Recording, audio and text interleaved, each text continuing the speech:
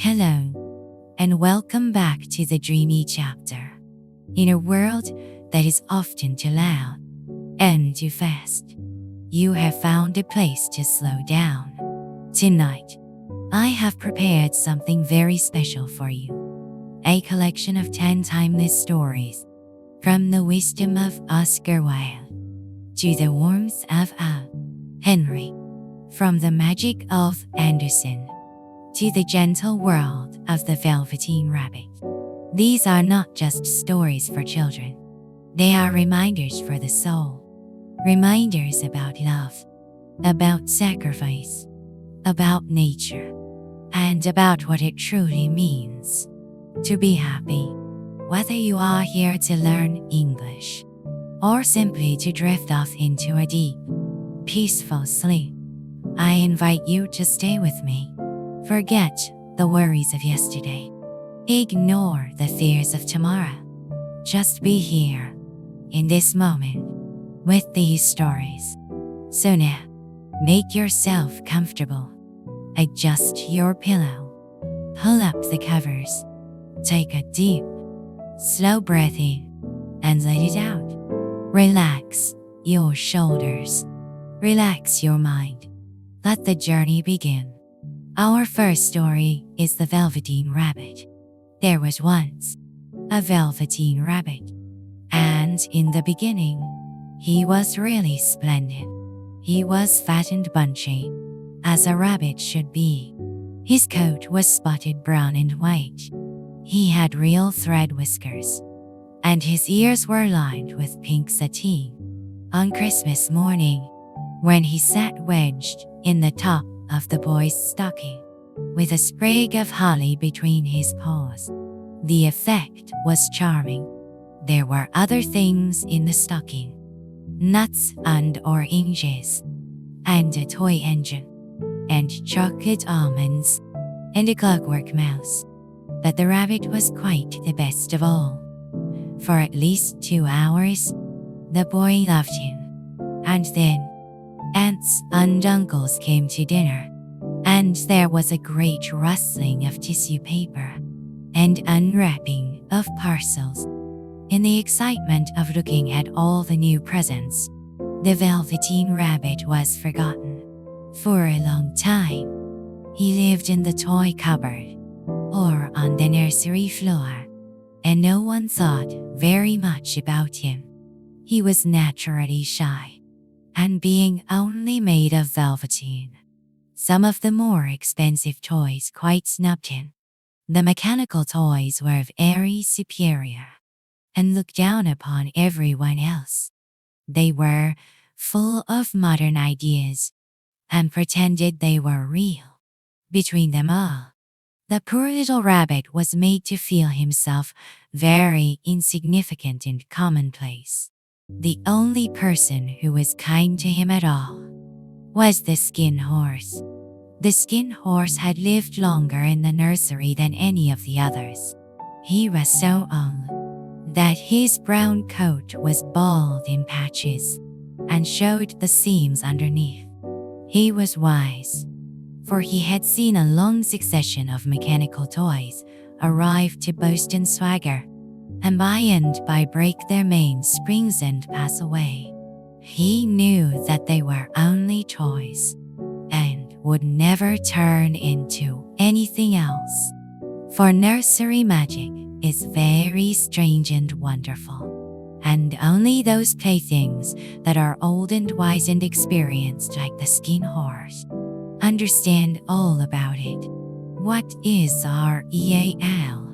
asked the rabbit one day.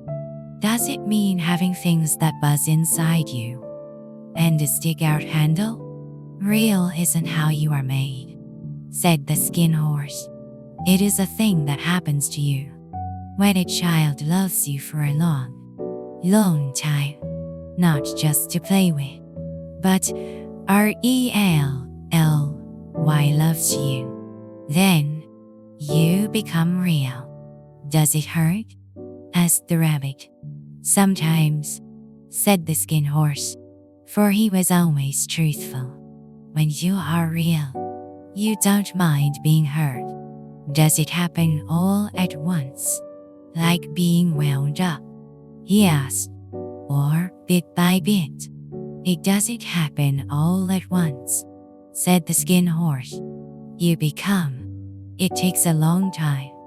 That is why it doesn't happen often to people who break easily, or have sharp edges, or who have to be carefully kept. Generally, by the time you are real, most of your hair has been lopped off, and your eyes drop out, and you get loose in the joints, and very shabby.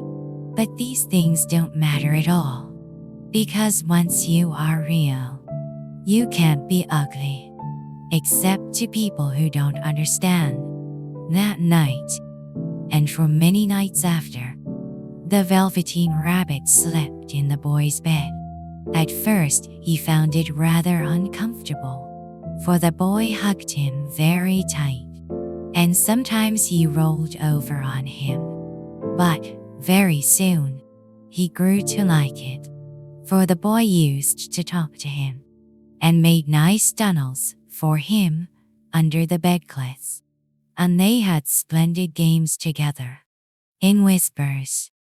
When Nana had gone away to her supper, and when the boy dropped off to sleep, the rabbit would snuggle down close under his little warm chin and dream. And so time went on, and the little rabbit was very happy, so happy that he never noticed how his beautiful velveteen fur was getting shabbier and shabbier, his tail becoming unsewn, and all the pink rubbed off his nose where the boy had kissed him. One day, the boy said, "You must not say that. He isn't a toy. He is real." When the little rabbit heard that, he was happy, for he knew that what the skin horse had said was true at last. The nursery magic had happened to him. He was a toy no longer. He was real. The boy himself had said it. That was a wonderful summer.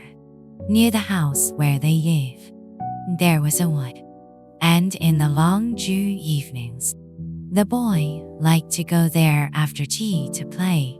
One evening, while the rabbit was lying there alone, he saw two strange beings creep out of the tall bracken near him.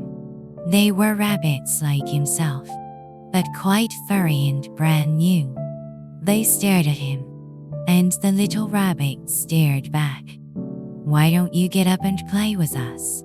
one of them asked. "I don't feel like it," said the rabbit, for he didn't want to explain that he had no clockwork. "Can you hop on your hind legs?" asked the furry rabbit.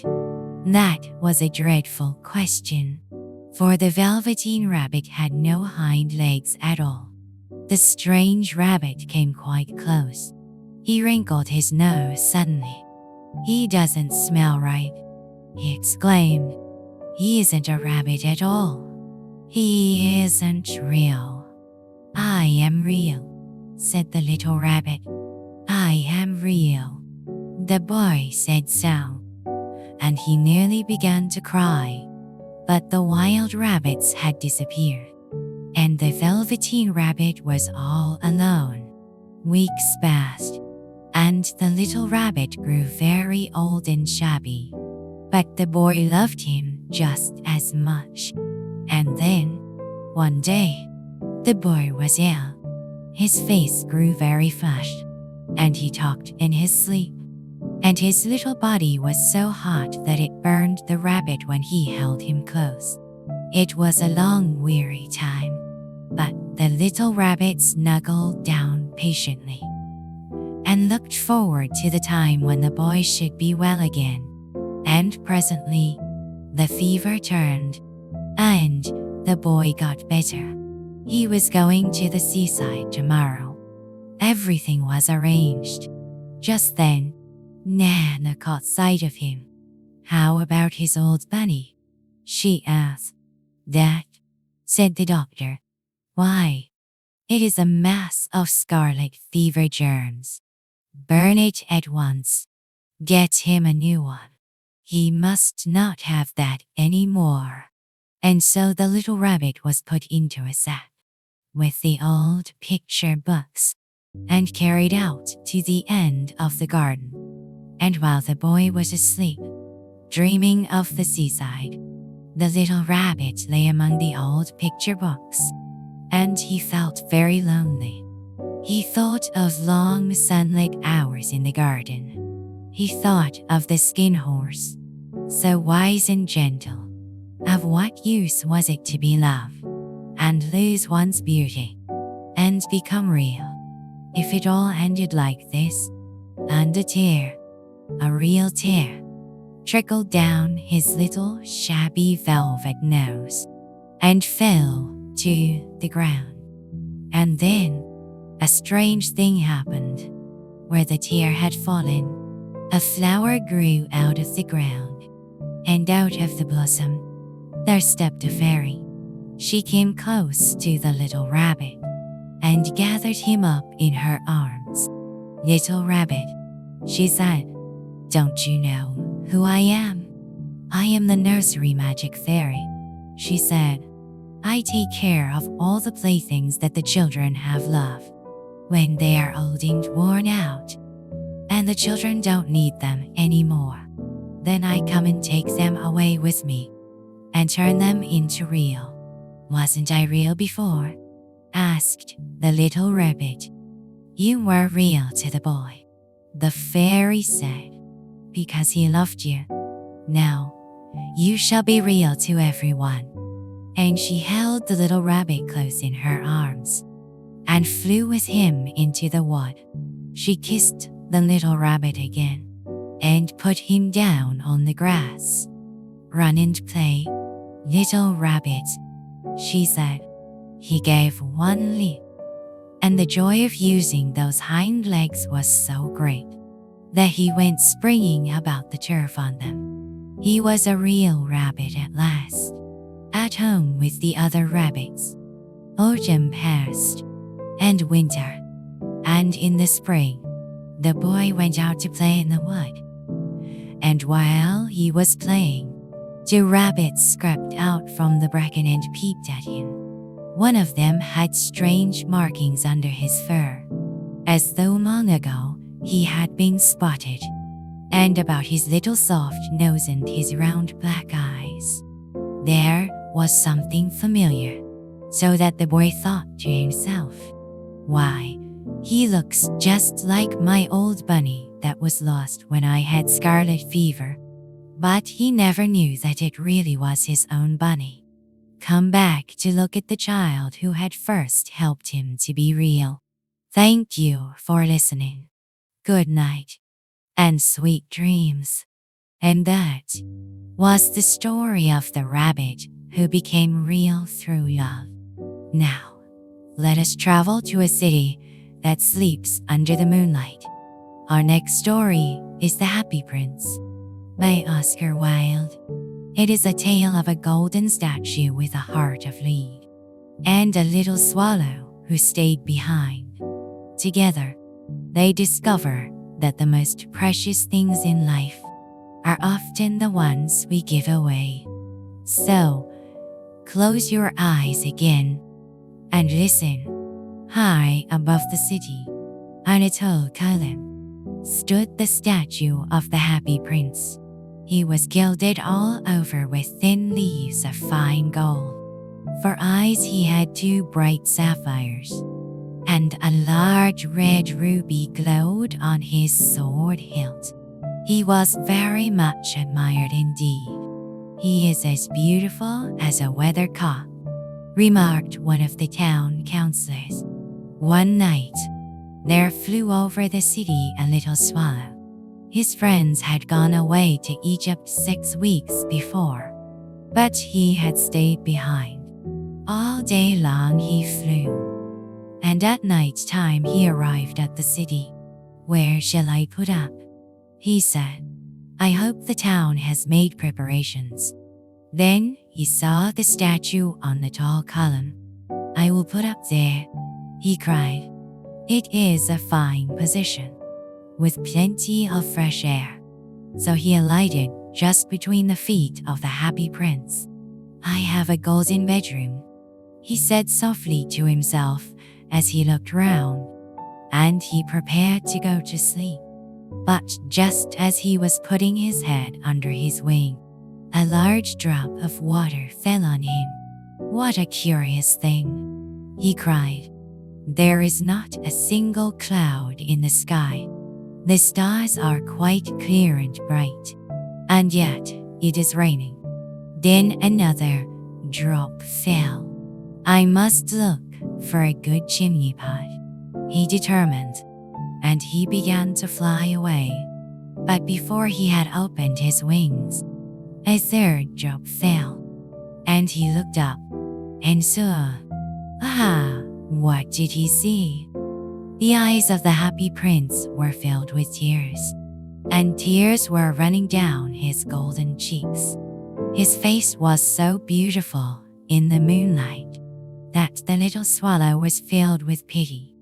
"Who are you?" he said. "I am the happy prince." "Why are you weeping then?" asked the swallow. "You have quite drenched me. When I was alive and had a human heart," answered the statue, "I did not know what tears were, for I lived in the palace of Sansuji, where sorrow is not allowed to enter. My courtiers called me the happy prince, and happy indeed I was.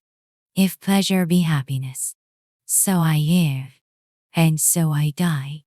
And now that I am dead, they have set me up here so high that I can see all the ugliness and all the misery of my city. And though my heart is made of lead, yet I cannot choose but weep. Far away," continued the statue in a low musical voice, "far away in a little street, there is a poorhouse. One of the windows is open, and through it I can see a woman seated at a table. Her face is thin and worn, and she has coarse, red hands, all pricked by the needle, for she is a seamstress. In a bed in the corner, her little boy is lying ill. He has a fever, and is asking for oranges. Swallow, swallow, little swallow, will you not bring her the ruby out of my sword hilt? My feet are fastened to this pedestal, and I cannot move. I am waited for in Egypt," said the swallow. "My friends are flying up and down the Nile. Swallow, swallow, little swallow," said the prince, "will you not stay with me for one night and be my messenger? The boy is so thirsty, and the mother is so sad. I don't think I like boys," answered the swallow. But the happy prince looked so sad that the little swallow was sorry. "It is very cold here," he said, "but I will stay with you for one night and be your messenger." "Thank you, little swallow," said the prince. So the swallow picked out the great ruby from the prince's sword and flew away with it in his beak over the roofs of the town. He passed by the cathedral tower. He passed by the palace. At last he came to the poor house and looked in. The boy was tossing feverishly on his bed, and the mother had fallen asleep. She was so tired. In he hopped and laid the great ruby on the table beside the woman's thimble. Then he flew gently round the bed, fanning the boy's forehead with his wings. "How cool I feel," said the boy.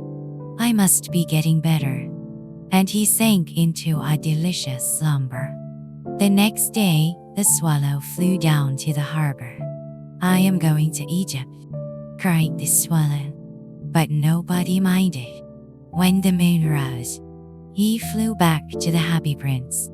"I have come to bid you goodbye," he cried. "Swallow, swallow, little swallow," said the prince. will you not stay with me one night longer? It is winter, answered the swallow, and the chill snow will soon be here. In the square below, said the happy prince, there stands a little match girl. She has let her matches fall in the gutter, and they are all spoiled. Her father will beat her if she does not bring home some money, and she is crying. She has no shoes or stockings, and her little head is bare. Pluck out my other eye, and give it to her, and her father will not beat her. I cannot pluck out your eye, said the swallow. You would be quite blind then. Swallow, swallow, little swallow, said the prince. Do as I command you. So he plucked out the prince's other eye, and darted down with it. He swooped past the match girl, and slipped the jewel into the palm of her hand. What a lovely bit of glass, cried the little girl, and she ran home, laughing. Then the swallow came back to the prince. You are blind now, he said, so I will stay with you always. No, little swallow, said the poor prince. You must go away to Egypt. I will stay with you always, said the swallow, and he slept at the prince's feet. And then the snow came, and after the snow came the frost. The poor little swallow grew colder and colder, but he would not leave the prince. He loved him too well. He picked up crumbs outside the baker's door when the baker was not looking, and tried to keep himself warm by flapping his wings. But at last he knew that he was going to die. He had just strength to fly up to the prince's shoulder once more. Goodbye, dear prince, he murmured. Will you let me kiss your hand? I am glad that you are going to Egypt at last. Little swallow, said the prince. It is not to Egypt that I am going, said the swallow. I am going to the house of death. Death is the brother of sleep, is he not? And he kissed the happy prince on the lips, and fell down dead at his feet. At that moment, a curious crack sounded inside the statue, as if something had broken. The fact is that the leaden heart had snapped right in two. It certainly was a dreadfully hard frost. Bring me the two most precious things in the city, said God to one of his angels. And the angel brought him the leaden heart and the dead bird. You have rightly chosen, said God. For in my garden of paradise, this little bird shall sing forevermore. And in my city of gold, the happy prince shall praise me. Our next story is The Selfish Giant by Oscar Wilde. Every afternoon, as they were coming from school, the children used to go and play in the giant's garden. It was a large, lovely garden with soft green grass. Here and there over the grass stood beautiful flowers like stars, and there were 12 peach trees that in the springtime broke out into delicate blossoms of pink and pearl, and in the autumn bore rich fruit. The birds sat on the trees and sang so sweetly that the children used to stop their games in order to listen to them. How happy we are here, they cried to each other. One day, the giant came back. He had been away for 7 years. When he arrived, he saw the children playing in the garden. What are you doing here? He cried in a very gruff voice, and the children ran away. My own garden is my own garden, said the giant. Anyone can understand that, and I will allow nobody to play in it but myself. So he built a high wall all round it, and put up a notice board. TRESPASRSWRLLBEP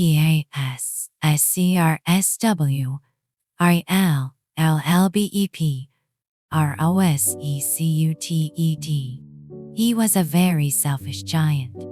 The poor children had now nowhere to play.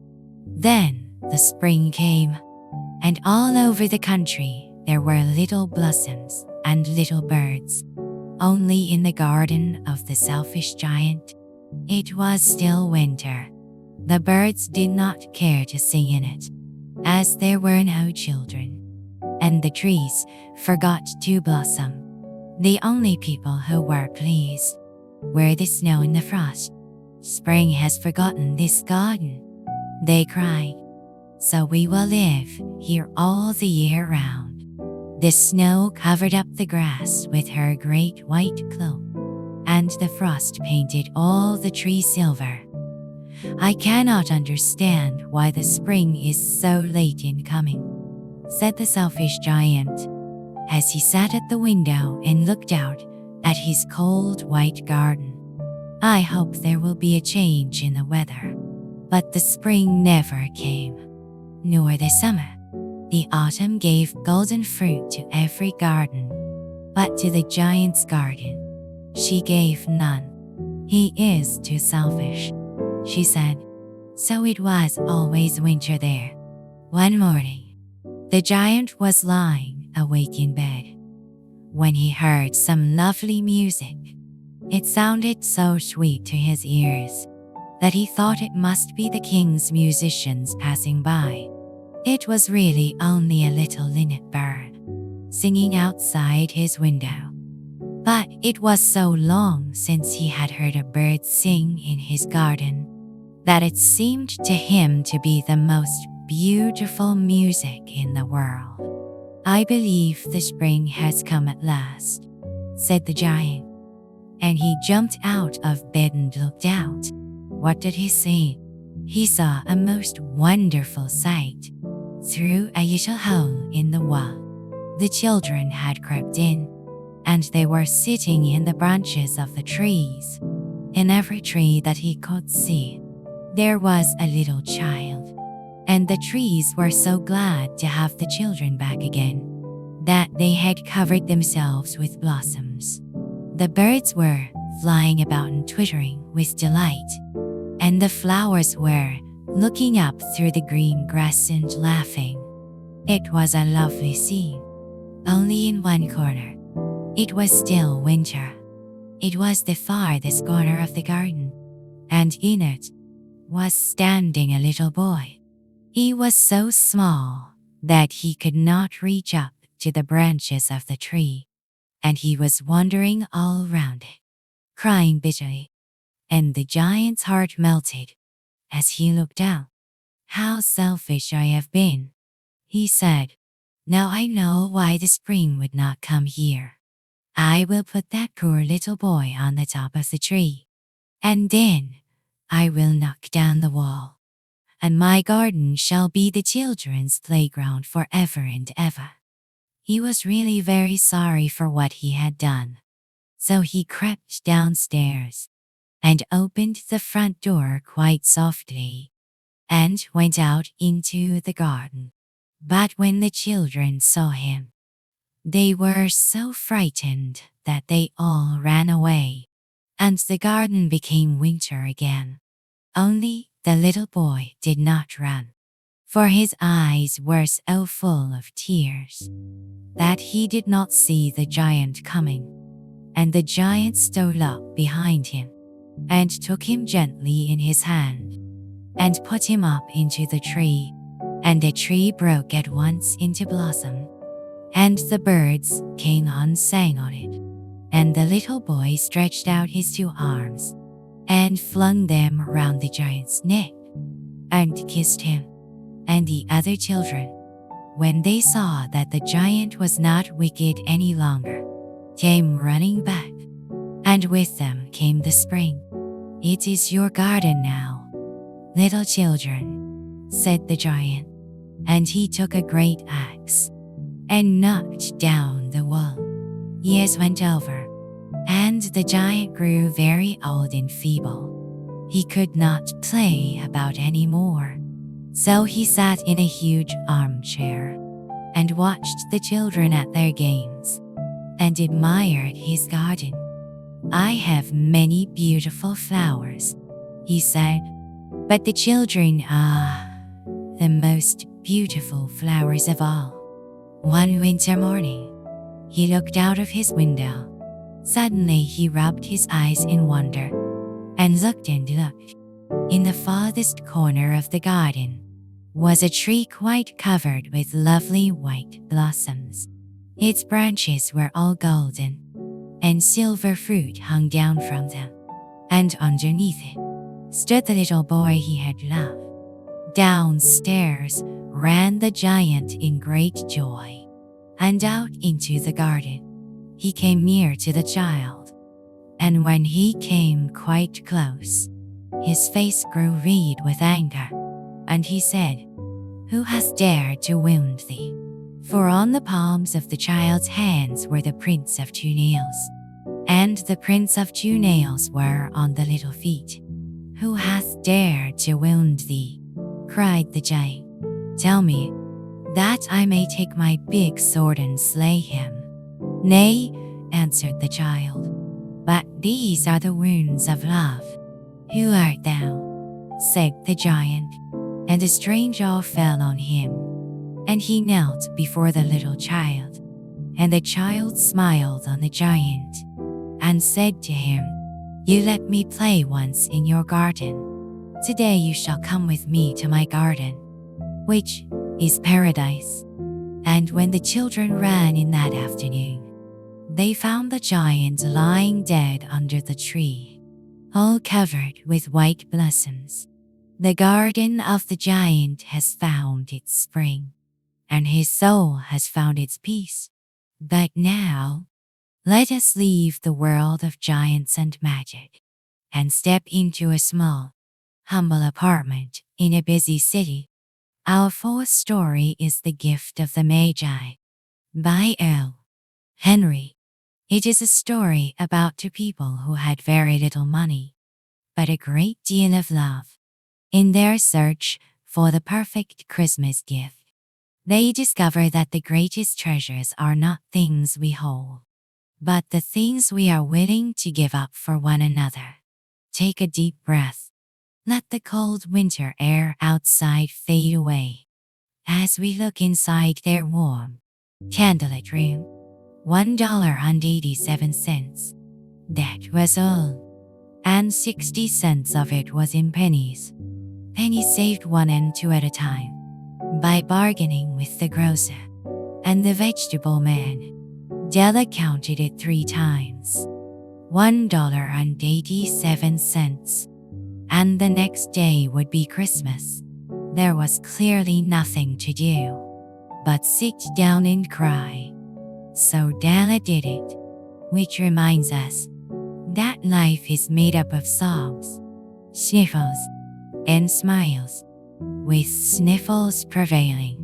Tomorrow would be Christmas Day, and she had only $1.87 with which to buy Jim a present. She had been saving every penny she could for months.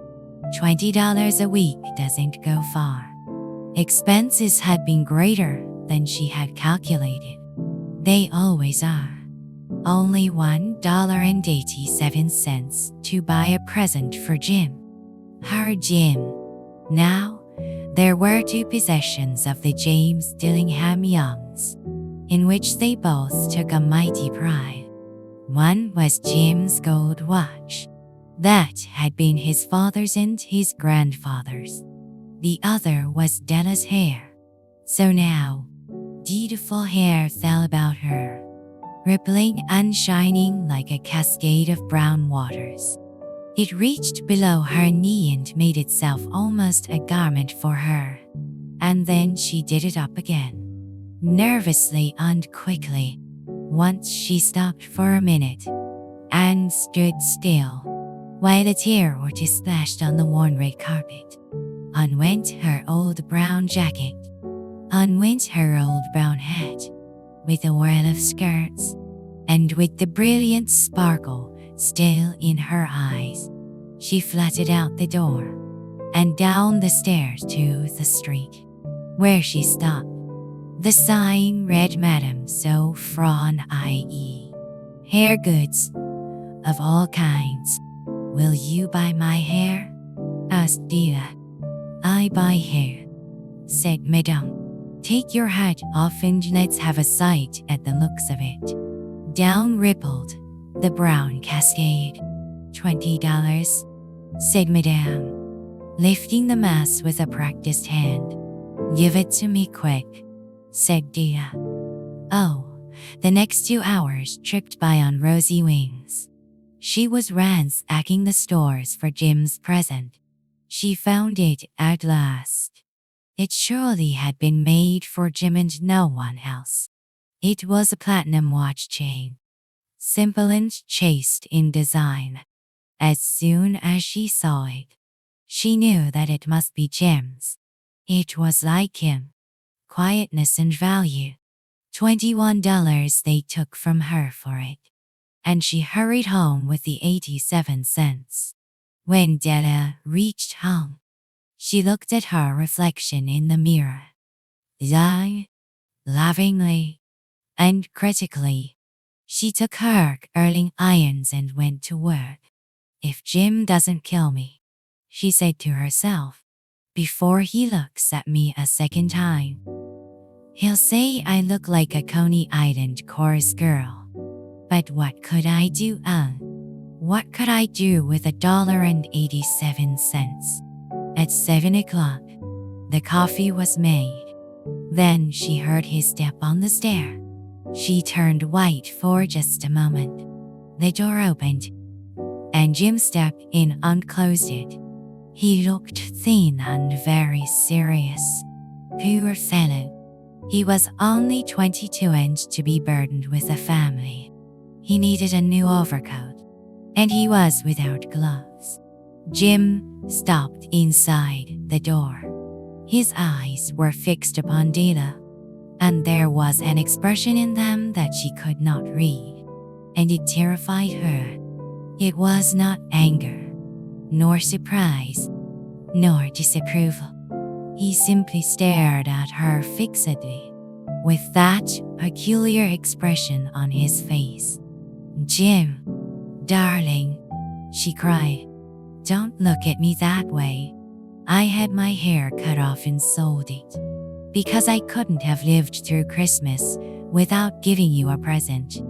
It'll grow out again, you won't mind. Will you? I just had to do it. My hair grows awfully fast.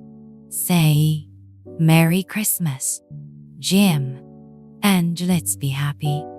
Jim drew a package from his overcoat pocket and threw it upon the table. Don't make any mistake, Dale, he said. About me, I don't think there's anything in the way of a haircut that could make me love my girl any less.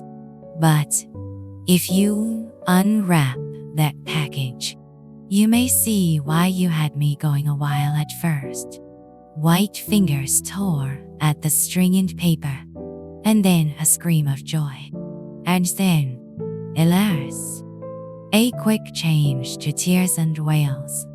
For there lay the combs, the set of combs, side and back, that Dela had worshipped for long in a Broadway window.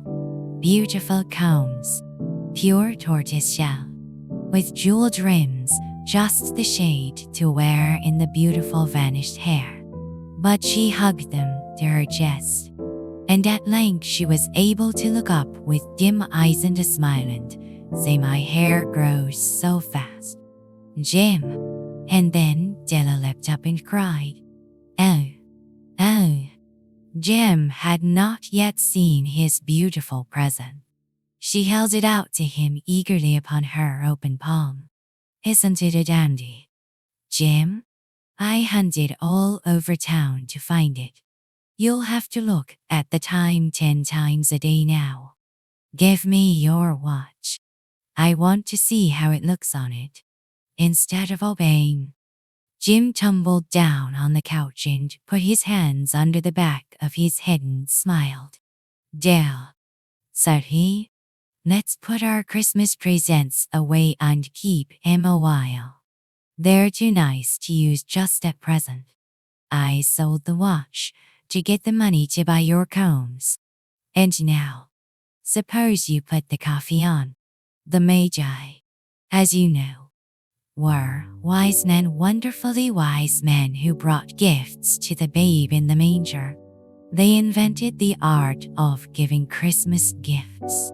And here I have told you the story of two foolish children in a flat, who most unwisely sacrificed for each other the greatest treasures of their house. But in a last word to the wise of these days, let it be said that of all who give gifts, these two are the wisest. Everywhere they are wisest. They are the Magi. The gifts of the Magi remind us that love is the greatest treasure of all. But sometimes, love and sacrifice show themselves in different ways, not in what we buy, but in what we create to give someone the will to live. Our fifth story takes us to the narrow, winding streets of Greenwich Village, a place of artists, of dreams, and of a cold winter that brings a terrible illness. This is The Last Leaf by O. Henry.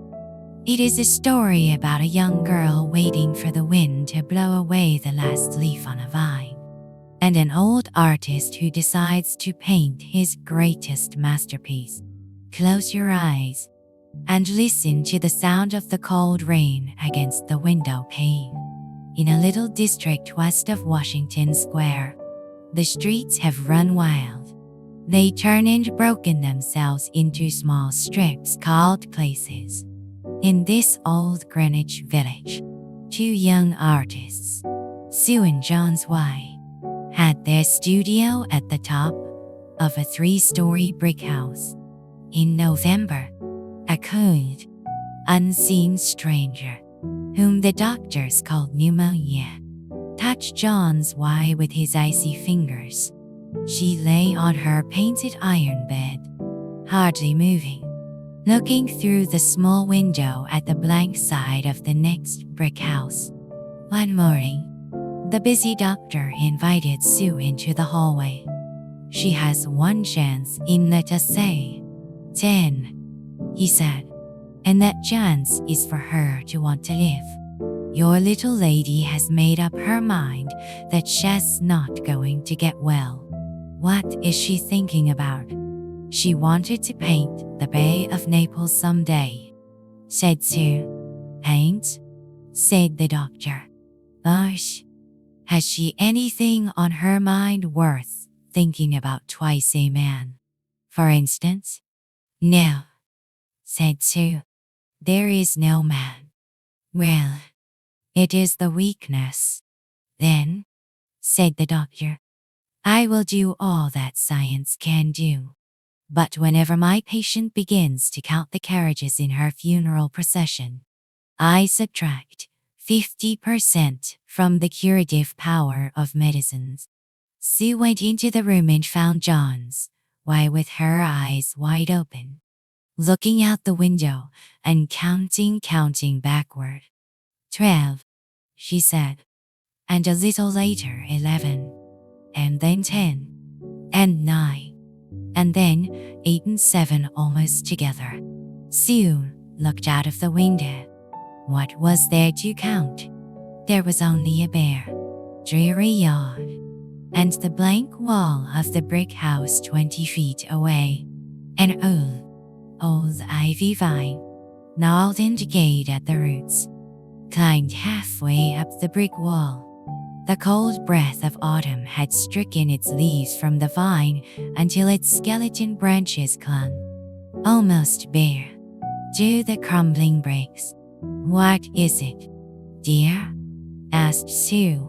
6, said John's wife, in almost a whisper. They are falling faster now. 3 days ago, there were almost 100. It made my head ache to count them. But now it's easy. There goes another one. There are only 5 left now. 5 what? Dear, tell your Sooty. Leaves on the ivy vine. When the last one falls, I must go.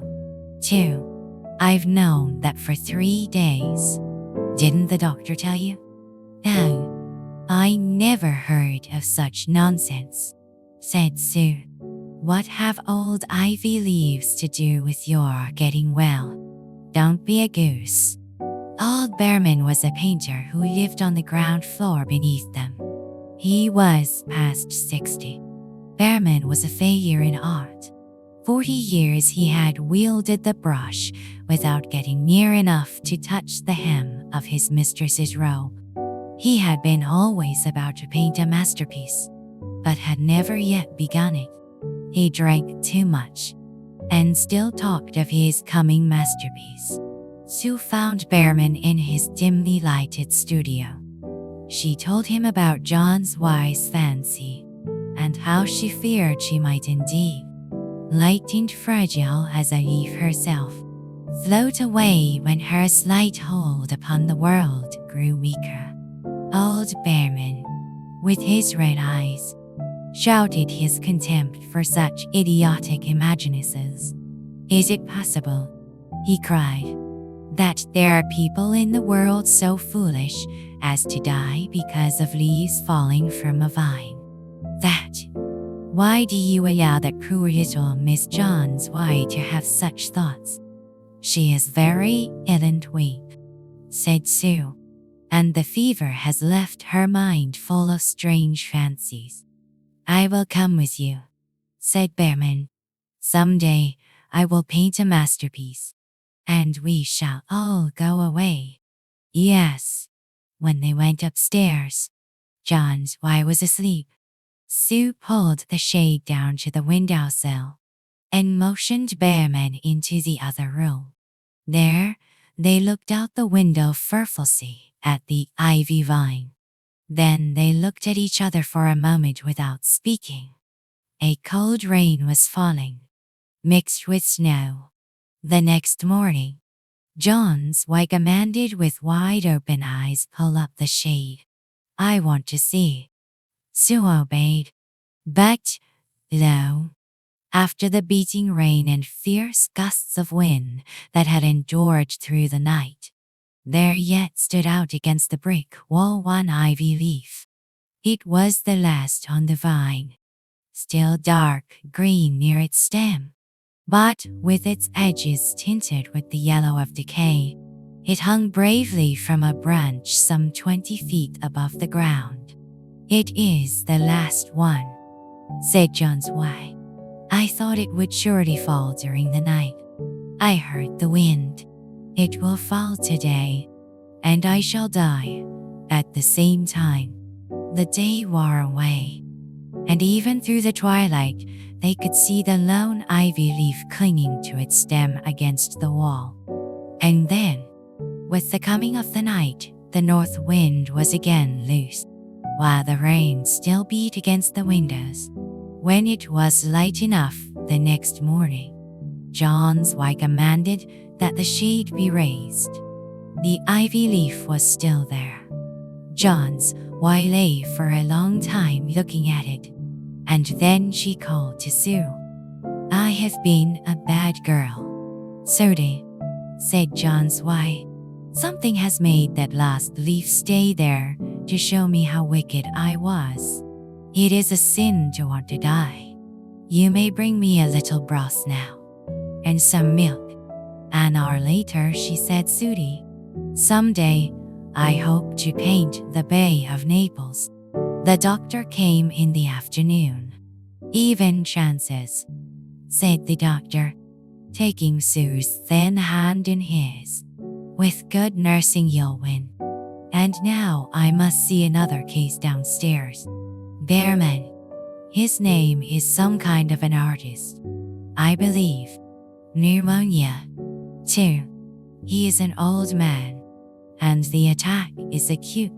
There is no hope for him, but he goes to the hospital today to be made more comfortable. The next day, the doctor said to Sue she's out of danger. You've won. Nutrition and care, now that's all. And that afternoon, Sue came to the bed where John's wife lay and put one arm around her. I have something to tell you. White Mouse, she said. Mr. Bearman died of pneumonia today in the hospital. He was ill only 2 days. The janitor found him on the morning of the first day in his room downstairs, helpless with pain. His shoes and clothing were wet through and icy cold. They couldn't imagine where he had been on such a terrible night. And then they found a lantern, still like it, and a ladder that had been dragged from its place, and some scattered brushes, and a palette with green and yellow colors mixed on it. And, look out the window, dear, at the last ivy leaf on the wall. Didn't you wonder why it never fluttered or moved when the wind blew? Ah, darling, it's Bearman's masterpiece. He painted it there the night that the last leaf fell. The last leaf stayed upon the wall. A masterpiece of love that saved a life. And now, we travel far across the world, to the ancient and magnificent gardens of the Emperor of China. Our sixth story is The Nightingale, by Hans Christian Andersen. In a palace made of the finest porcelain, and a garden filled with silver bells, the emperor discovers that the most beautiful music doesn't come from gold or jewels. It comes from the throat of a small, gray bird. It is a story about the power of nature, the coldness of machines, and a song that has the power to drive away death itself. Take a slow breath and imagine the scent of exotic flowers as we enter the emperor's court. In China, you must know, the emperor is a Chinaman, and all whom he has about him are Chinamen too. His palace was the most splendid in the world. It was made entirely of porcelain, very costly, but so delicate and brittle that one had to take care how one touched it. In the garden were to be seen the most wonderful flowers, and the garden extended so far that even the gardener himself did not know where the end was.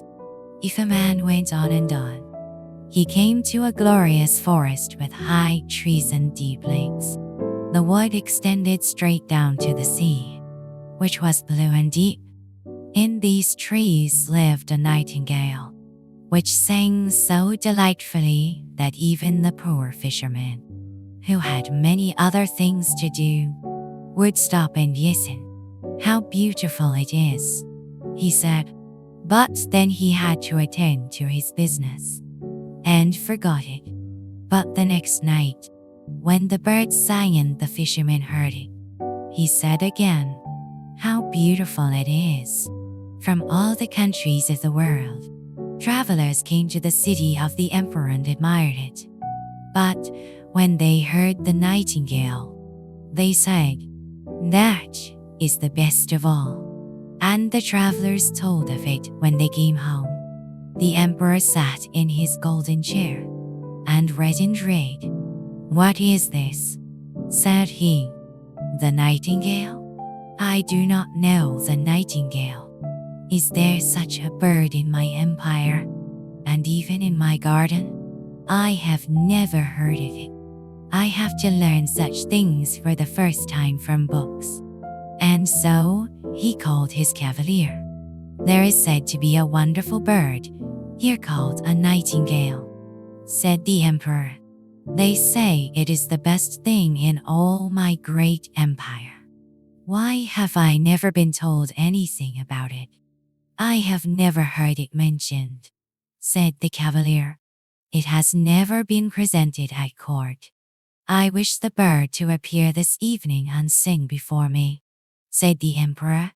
The whole court was there, and the little nightingale was allowed to sit on a golden perch. All eyes were fixed upon the little grey bird, and then the nightingale sang so gloriously that the tears came into the emperor's eyes and ran down over his cheeks. And then the bird sang still more sweetly, that it went straight to the heart. The emperor was so much pleased that he said the nightingale should have his golden slipper to wear round its neck. But the nightingale declined this with thanks. It had already found its reward. "I have seen tears in the emperor's eyes. That is the real treasure to me," it said. The nightingale was now to remain at court and have its own cage, with liberty to go out twice every day and once at night. But it was always held by 12 servants, each of whom had a strong silken thread fastened to the bird's leg. There was no pleasure in such an excursion. One day, a large parcel arrived for the emperor. On it was written "The Nightingale," but it was not a book. It was a wonderful piece of mechanism, an artificial nightingale, intended to look like the real one, but covered all over with diamonds, rubies, and sapphires. When the artificial bird was wound up, it could sing one of the pieces that the real one sang. "That is splendid," said everyone. Now they were to sing together, but it did not go well, for the real nightingale sang in its own way, and the artificial bird sang after its own fashion. The artificial bird had great success. It sang its one melody 33 times, and yet it was not tired. People would have liked to hear it again. But the emperor said that the real nightingale ought now to sing something. But where was it? No one had noticed that it had flown out of the open window, back to its green wood. "What is the meaning of this?" said the emperor, and all the courtiers scolded, and said that the nightingale was a very ungrateful creature. 5 years passed away, and a great sorrow came upon the nation. The emperor was ill, and it was said he could not live. He lay pale and cold in his great golden bed. All around him, he saw strange faces. Some were ugly, and others were lovely and mild. These were the emperor's bad and good deeds. Looking at him, now that death sat upon his heart. "Music! Music!" cried the emperor. "You bright little golden bird, sing! I have given you gold and costly presents. Sing! I tell you, sing!" But the artificial bird stood still. There was no one to wind it up, and it could not sing without that. And it was very quiet, terribly quiet.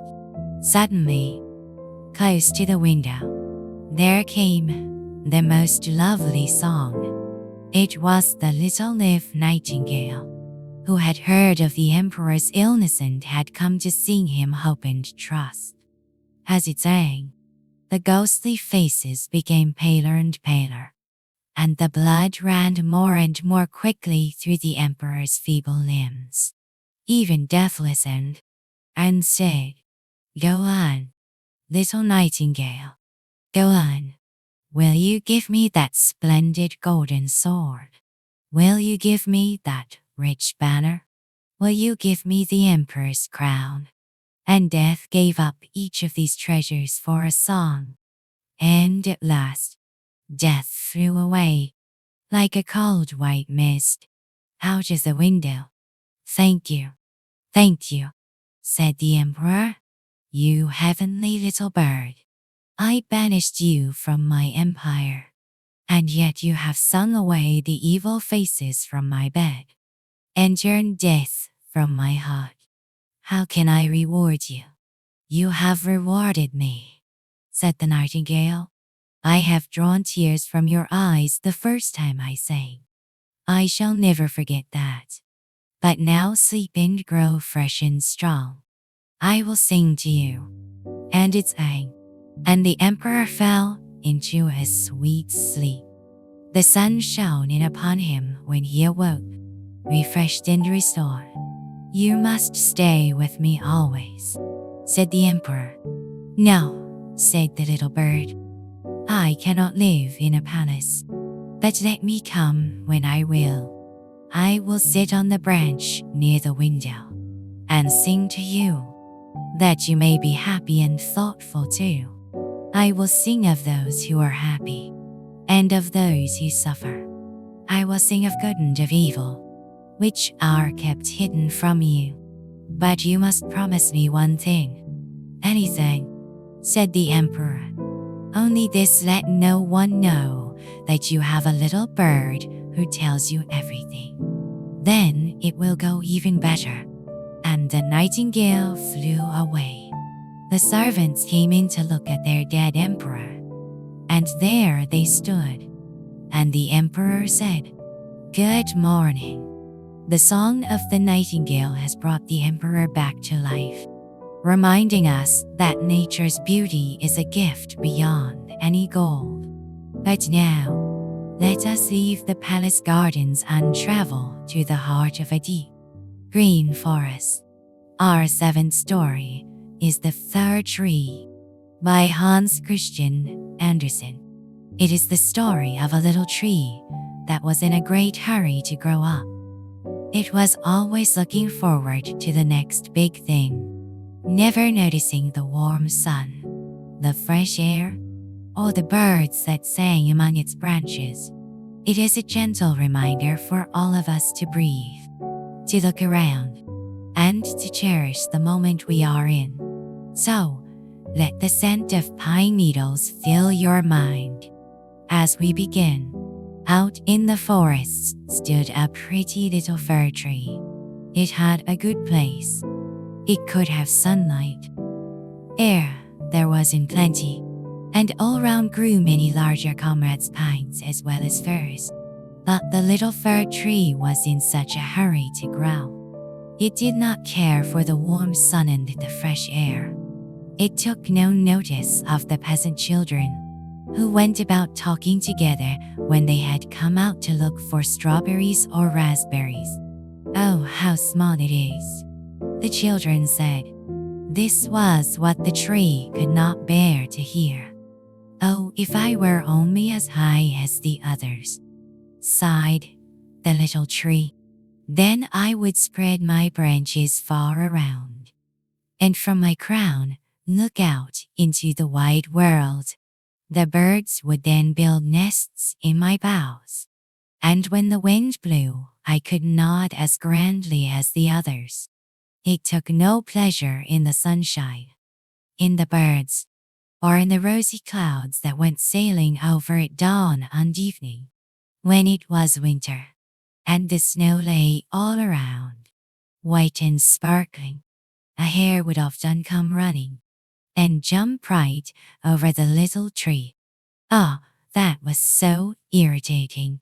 But 2 winters went by, and when the third came, the tree had grown so tall that the hare was obliged to run round it. Oh, to grow, and become old. That's the only fine thing in the world, thought the tree. In the autumn, the woodcutters always came and felled some of the largest trees. The little fir tree, that was now quite well grown, shuddered with fear, for the great stately trees fell to the ground with a crash. Their branches were cut off. They looked quite naked, long and slender. Where are they going? What will happen to them? In spring, when the swallows and the storks came, the tree asked them, "Do you know where they have been taken?" The stork nodded his head and said, "I met many new ships as I flew from Egypt, on the ship's worst ugly masts. I believe they were those trees. They smelt of fir. Oh, were I only big enough to go over the sea as well. At Christmas time, quite young trees were felled. These young trees, which were always the most beautiful, kept all their branches. They were put into wagons, and horses drew them away out of the wood. "Where are they going?" asked the fir tree. We know, twittered the sparrows. "We have looked in at the windows in the town. We know where they go. Ah, they are planted in the middle of a warm room, and covered with the most beautiful things, gilded apples, honey cakes, playthings, and hundreds of candles." "And then?" asked the fir tree, trembling through all its branches. "And then? What happens then?" We did not see any more, but it was incomparable. Then came a day, just before Christmas, when the fir tree was felled itself. The axe cut deep into its marrow. The tree fell to the ground with a sigh. It felt a pain, a faintness. It could not think of any happiness. It was sad at leaving its home, the spot on which it had grown up. The tree came to itself when it was being unpacked in a yard. 2 servants in grand livery carried the fir tree into a large and beautiful salon. The servants and the ladies decorated it. On one branch, there hung little nets cut out of colored paper, and each net was filled with cigar pomales. And among the other branches, there were gilded apples and walnuts, and more than 100 little candles, red, white, and blue. "This evening," they all said, "this evening it will be light." "Oh," thought the tree, "if it were only evening, if the candles were but lighted. And then what will happen? Will the trees come from the forest to see me?" At last, the candles were lighted. What a brilliance! What a splendor! The folding doors were thrown open, and a troop of children rushed in as if they would overturn the whole tree. The children danced about with their beautiful playthings. No one looked at the tree except the old nurse, who came and peeped among the branches, but only to see if a fig or an apple had been forgotten. The next morning, the servants came in. "Now the glory will begin again," thought the tree. But they dragged it out of the room, and up the stairs into the attic. And here, in a dark corner, where no daylight could enter, they left it. "What does this mean?" thought the tree. "What am I to do here? What is to happen?" And he leaned against the wall, and thought, and he had time enough of it, for days and nights went by. No one came out, and when at last someone did come, it was only to put some great boxes in a corner. There stood the tree quite hidden. It seemed as if it had been entirely forgotten. "It is winter now out there," thought the tree. "The earth is hardened, covered with snow. People cannot plant me, and therefore I have been put here under shelter until the springtime." How thoughtful that is! How kind people are! If it were only not so dark here, and so terribly solitary. One morning, people came and fumbled about in the attic. The boxes were moved, and the tree was pulled out. They threw it rather hard on the floor, but then a servant dragged it immediately at the stairs, where the daylight shone. "Now life begins again," thought the tree. It felt the fresh air, The first sunbeam, and now it was out in the courtyard. Everything passed so quickly. The tree quite forgot to look at itself. It was placed in a corner of the yard, near some withered flowers. Now I am old and ugly, thought the tree, and it looked at all the freshness of the flowers in the garden. Then the servant came and chopped the tree into little pieces. A whole bundle lay there. It blazed up splendidly under a large brewing copper. It sighed deeply, and each sigh was like a little shot. The children, who were at play, ran and seated themselves before the fire. They looked into it and cried, "Huff, huff." But at each explosion, the tree thought of a summer day in the wood, or of a winter night there, when the stars beamed, and then the tree was burned out. The boys played in the garden, and the youngest had on his breast a golden star, which the tree had worn on its happiest evening. Now that was past. The tree's life was past, and the story is past too. Past, past, and that is the way with all stories. The story of the fir tree reminds us to cherish the now, for every moment is a gift. And speaking of gifts, our next tale takes us to a quiet little village, into the workshop of a kind, hard-working man. Our eighth story is The Elves and the Shoemaker, by the brothers Grimm. It is a story of kindness returned, of secret helpers in the night, and the joy that comes when we look out for one another. If you have ever felt that you were struggling alone, let this story remind you that magic often happens when we least expect it. So, settle in and listen to the rhythmic tap-tap-tap of a hammer in the moonlight. A shoemaker, by no fault of his own, had become so poor that at last he had nothing left but leather for one single pair of shoes.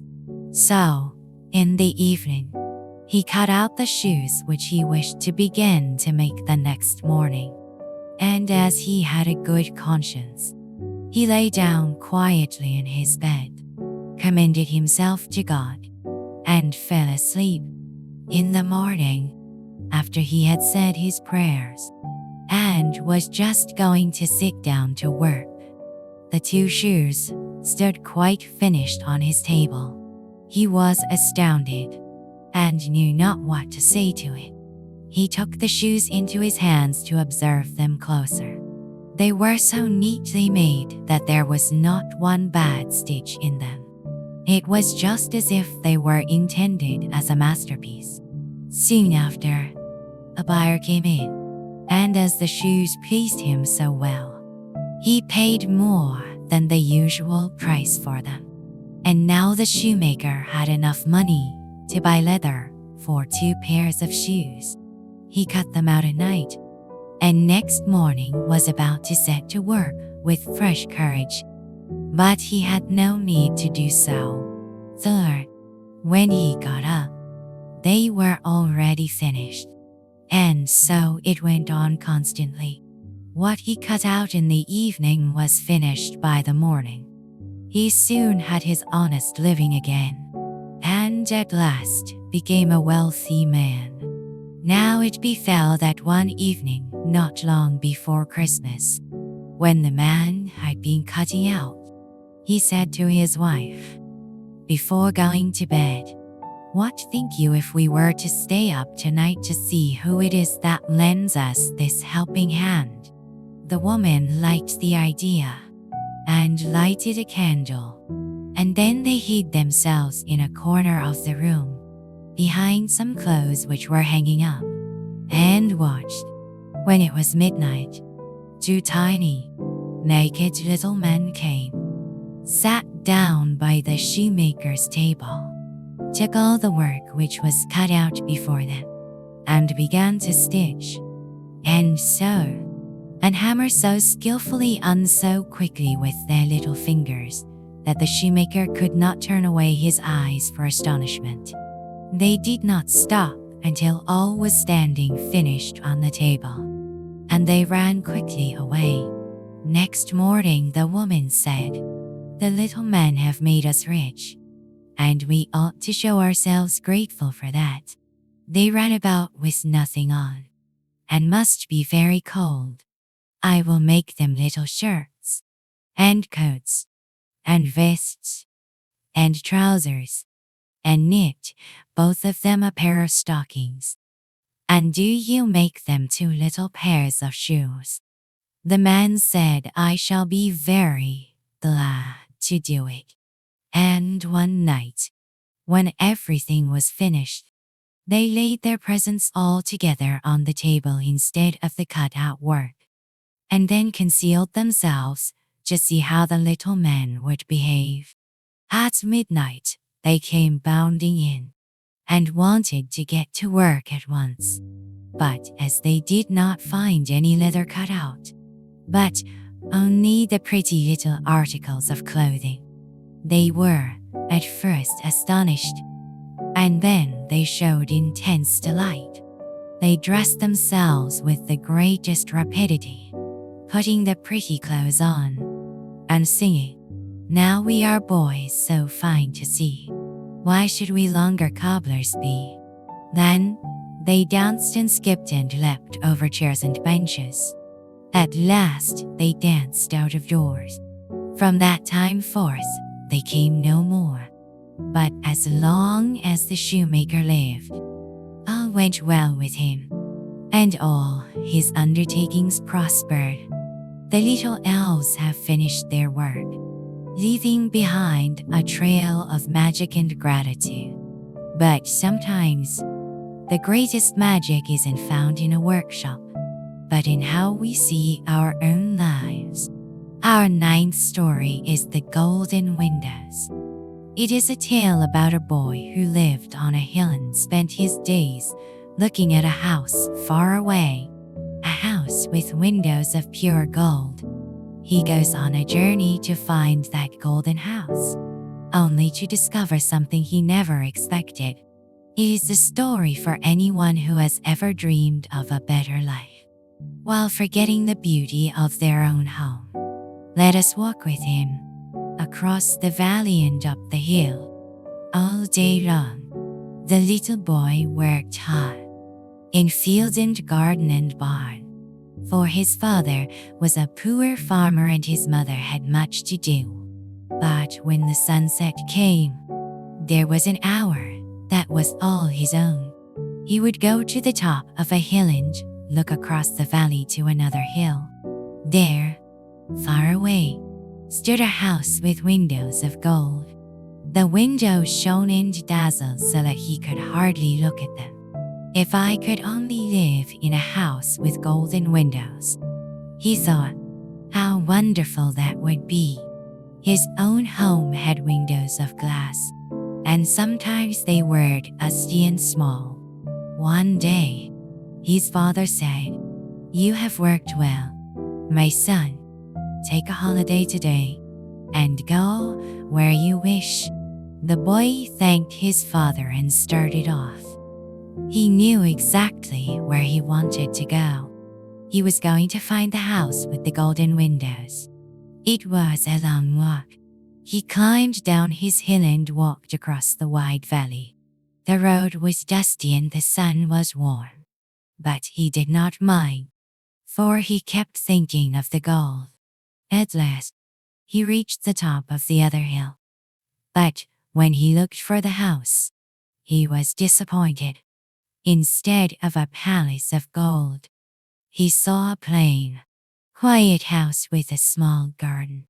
The windows were just plain glass, and they looked even older than the windows of his own home. A woman came to the door and asked him what he wanted. "I saw your golden windows from my hill," he said, "and I came to see them closer." The woman shook her head and smiled. "We are poor people," she said, Our windows are not gold. They are only glass. But then she invited him in and gave him a cup of milk and a piece of bread. While he ate, a little girl came into the room. The boy asked her, "Do you know where the house with the golden windows is?" The girl nodded. "Yes, I do. Follow me." The little girl took him to a small hill behind her house. "Wait until the sun goes down," she said. As the sun began to sink in the sky, she pointed across the valley, back to the hill where the boy lived. There, far away, stood a house. The windows shone and dazzled like fire. They were windows of pure gold. The boy rubbed his eyes. That was his own house. The setting sun was reflecting off his windows, just as it had reflected off the windows on this hill every evening. The boy thanked the little girl and ran back down the hill. He crossed the valley and climbed up his own hill again. When he reached his house, the golden light was fading, but the warmth remained in his heart. He looked at his father, sitting on the porch, and his mother, busy in the kitchen. He looked at the dusty glass windows. He realized then that the gold wasn't in the glass, but in the love and the home he already had. "Did you have a good holiday?" asked his mother. "Yes," said the boy, "and I have learned that our house has windows of gold, too. The golden windows have shown us that the greatest treasures are often right where we stand, in the warmth of our own home. And now, for our final journey, let us wander down to the riverbank, where the water ripples gently and the ancient trees whisper in the breeze. Our 10th and final story is The Wind in the Willows. It is a story of simple friendships between Mole, Rat, and their companions.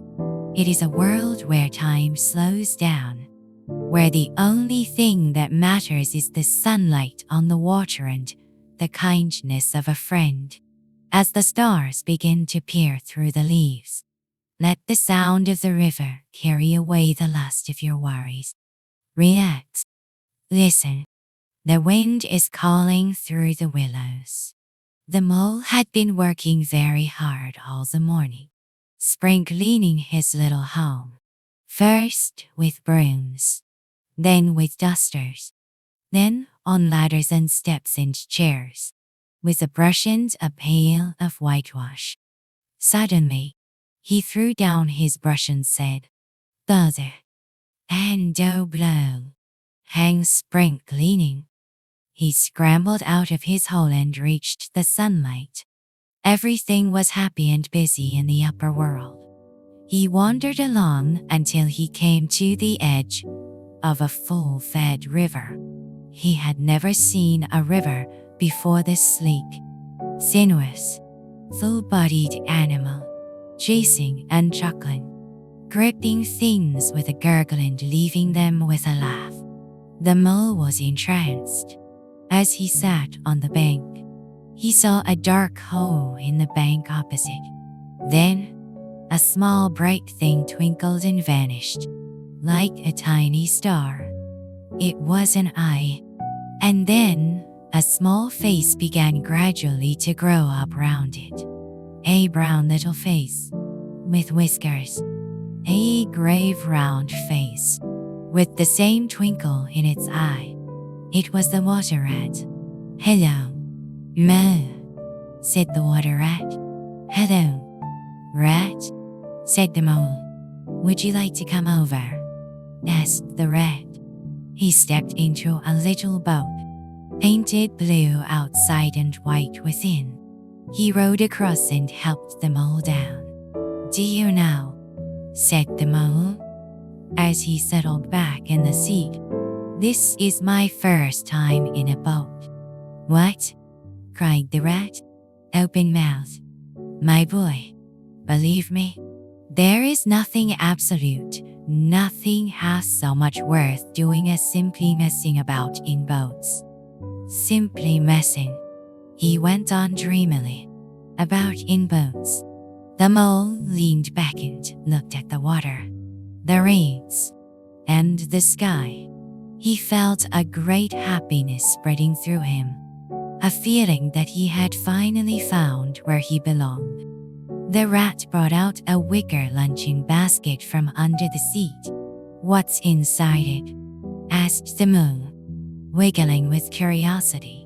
"There's cold chicken," replied the rat briefly. "Cold tongue, cold ham, cold beef, pickled gherkin, salad, French rolls, lemonade." "Oh, stop, stop," cried the mole in ecstasies. "This is too much." They ate their lunch under the shade of a great willow tree. The rat told stories of the river, of the badger who lived in the wild wood, and of the rich and boastful Mr. Toad in his grand mansion. Toad Hole. The sun was warm, the shadows were long, and the river sang a low, constant song to them. As the afternoon wore on, the golden sun began to sink behind the hills. The mole was tired, but it was a happy kind of tiredness. "I am sorry to leave," he whispered. "The river is always here," the rat said kindly, "and my home is your home now." They rode back in the soft twilight.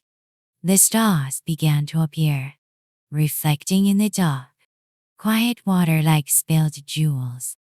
The mole realized that he didn't need a grand palace or golden windows.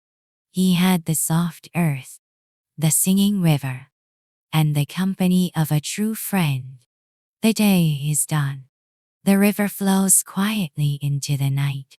The mole and the rat are safe and warm in their beds, dreaming of the tomorrow that will bring more sunshine and more adventures. And so, our 10 stories have come to an end.